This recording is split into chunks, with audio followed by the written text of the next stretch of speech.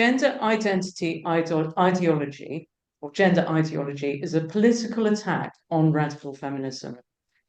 Many causes of gender ideology have been identified: male autogynephilia, fetishism, big pharma's profits, mediocre males' desire to win prize money and scholarships, men's desire to penetrate female bodies and spaces, girls' will to avoid becoming women and escape strictures imposed by patriarchal femininity. Others say gender identity ideology is an attack on reality, rationality, science, freedom. Some say the powers that be want to soften the population up for worse assaults, because if you believe a man can become a woman, you'll believe anything. In my opinion, all of these analyses are correct, but an additional useful insight comes from thinking about gender ideology as a political attack on radical feminism. And I'm going to explain why I think that. Firstly, radical feminism is the #1 named enemy. Trans rights activists, TRAs, name us directly as a key enemy: TERFs. Trans exclusionary radical feminist is the term used by trans rights activists to describe their enemy. Whether the enemy is a feminist or a radical feminist, she or even he will be labelled a TERF. Trans rights activists don't picket Marks and Spencer's, that's a store in the UK, for having regressive male and female clothing sections. They're not demonstrating outside of the Olympics or sporting events for having male and female categories. They pick on women with radical feminist views to attack and to shut down. Most notably, the Kelly J. Keane Let Women Speak rallies, but they picket these sort of conferences, the way. Secondly, gender ideology undermines the sex class struggle. At the core of radical feminist analysis is the understanding that females are a sex class that is exploited and dominated by males. The ability of the male sex class to subjugate females was reduced by radical feminism in recent years. This is a sex class struggle, and our liberation ideology is radical feminism. We were making gains, and the patriarchs know that if they break the radical feminists, they can break the rest of the women's movement. We have the clearest political understanding of women's class oppression and the clearest methods of fighting back. For instance, women only working, political lesbianism, consciousness raising, and many other methods that we have developed as radical feminists.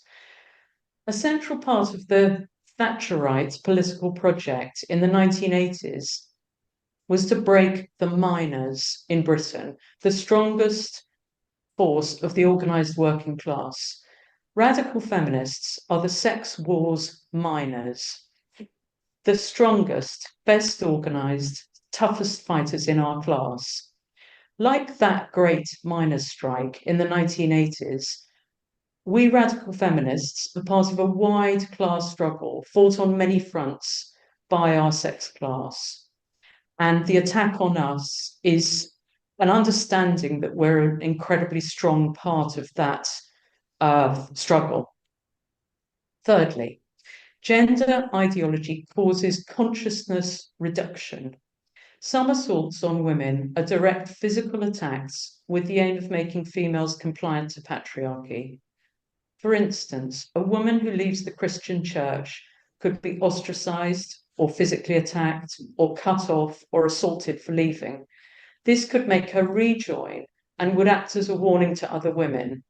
The lesson for women is that she can stay alive and possibly have a reasonably comfortable life as long as she remains in the patriarchal orbit. The threat posed by radical feminism is the suggestion to move outside the so-called shelter of patriarchy into meta-patriarchal space.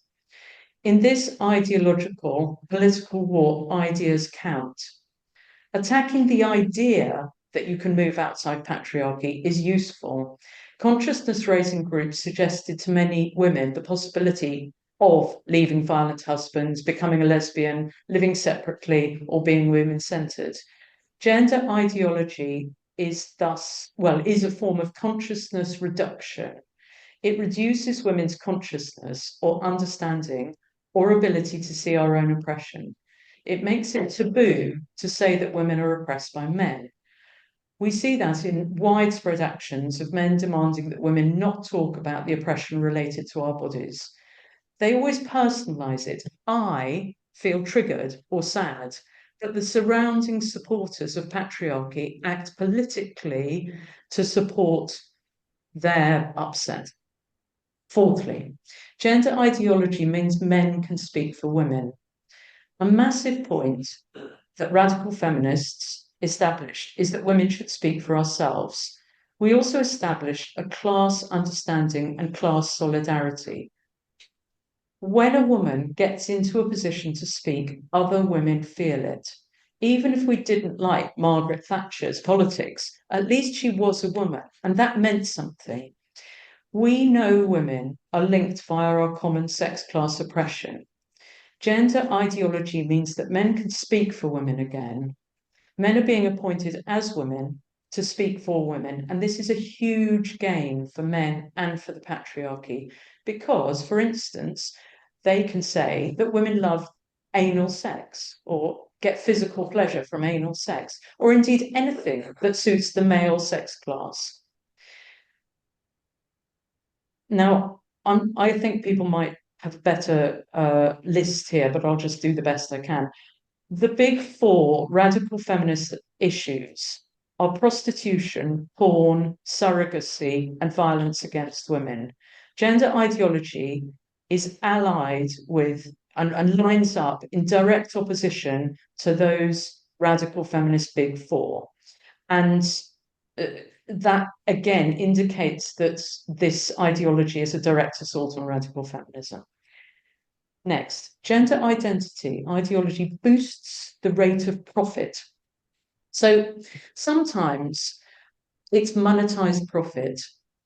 It means that people with money who want to make more money can get more money if they can get rid of the barriers radical feminists have set up. So sometimes it's monetized profit, porn, prostitution, surrogacy, drugs sold, surgeries performed. But sometimes it's sex class profit, the amount of unpaid labor a woman will do for a male. So you could say the monetary rate of profit might be 2%, capital can grow, and where there are good opportunities for investors, if we're talking about cash, investors would turn a blind eye to the devastation that sometimes that investment does, like say deforestation in the Amazon.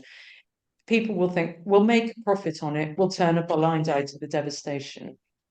In a similar way, males make profit from females, but this profit is not just money, it's sex, it's status, it's free labor, control, non-monetized goods, and it's them having all the political power, or most of it. It's them being speakers, being the artists, being the comedians, them having the stage. Gender ideology gets rid of the competition. You could say, and I think it makes sense, that gender ideology is a sex class structural adjustment of the world economy. It's a large-scale restructuring of society, economics, laws, institutions, which build and rebuild society and politics, where structural adjustment in the 1980s transformed economies and societies from state-controlled to market-led organizations. It opens up market freedoms and opportunities for economic exploitation, and it increased the rate of profits, increasing the ability to suck added value from people, the environment, and nature. Now, this gender ideology is a global attack on women, and it opens up opportunities. It removes the protections that societies and the state and institutions had afforded women, females, girls, children. It removes them in the same way that when the Iron Curtain was removed, states all over the world were no longer able to protect their industries, communities, countryside, forests, because everything became open to capitalist exploitation. Not that I support everything that happened behind the Iron Curtain at all, but there were some protections against the ravages of capitalism. This sexual structural adjustment breaks down the radical feminist war, which was establishing barriers to sexual exploitation. Now men have more opportunities to exploit and get stuff they value from females. Some of these were prevented by radical feminism. For instance, the ability of men to pay to rape women in prostitution. And that's it. So it's been radical feminists called SWERFs, sex worker exclusionary radical feminists. So here we can see that we're the target again. We've been identified. They've noticed that our ideas are in the way. We are a radical feminist war against that exploitation.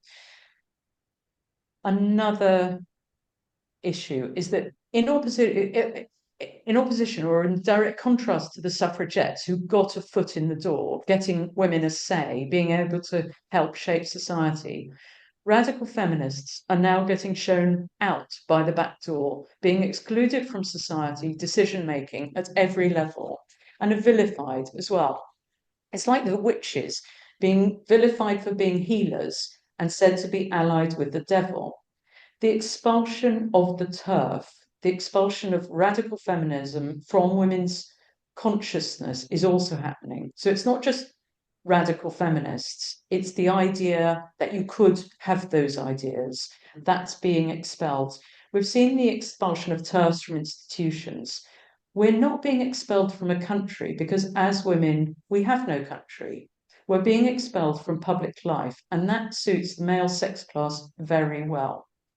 Radical feminism is becoming taboo. It's the idea that must not be named. And it's pushed, this tabooness is being pushed by trans rights activists and TRA collaborators, tralaborators. It's not just the people, the ideas are being expelled. Punishment of women holding these views or acting radical feminist as a radical feminist, whether they self-identify or they think they are radical feminists or not, they will be treated as a TERF if they express those views. I've found in recent years that it's becoming more and more socially unacceptable to mention even feminism in polite society. In my family and workplace, colleagues and relatives tolerate me as long as I don't mention the taboo topic. It's like going to a tea party with your cousins and aging aunts and saying you watch pornography. If I say I do radical feminism, or they say, what are you doing this weekend? And I say, I'm doing some radical feminism. It's as bad, I think, as watching porn. Saying, oh, I'm doing a bit of porn. When I mention radical feminism, people look uncomfortable and quickly change the subject. They sometimes look sick. It's really, and they want to protect me from myself, from making a massive faux pas for polite society. This matters because this expulsion of radical feminism from acceptable conversation, it means that it will die if it can't be discussed. Next, we are linked up as women, and we know that. This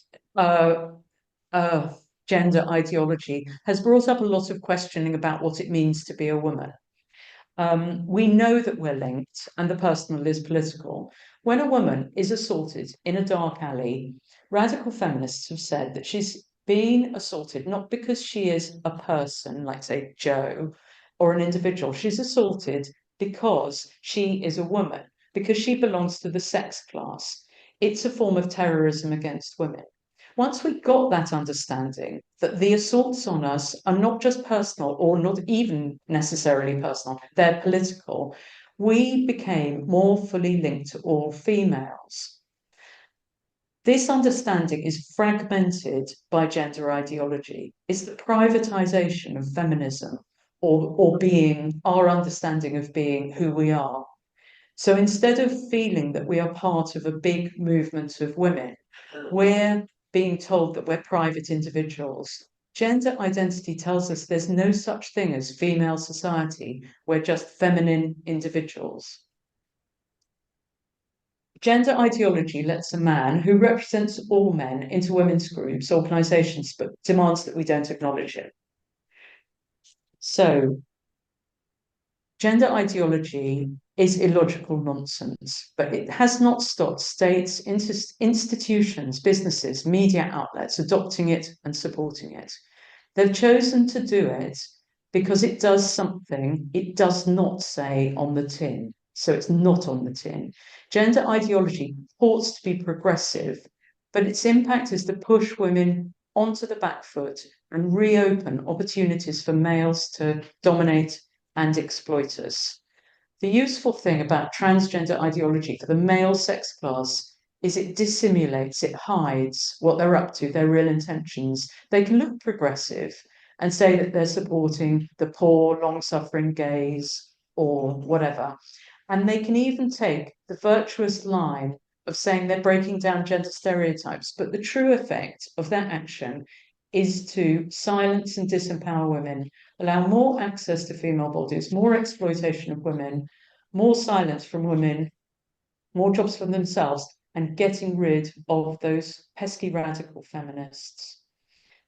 As radical feminists, I think the thing I really want to emphasize is we do want safe spaces. We want women-only toilets, but we have wanted something much more than just women-only toilets. We want to overthrow patriarchy, the whole thing. And our radical feminist vision is much, much bigger. And my contention is they absolutely know that, and they're using this gender ideology as a tool to shut us up and push us back. But let's keep going.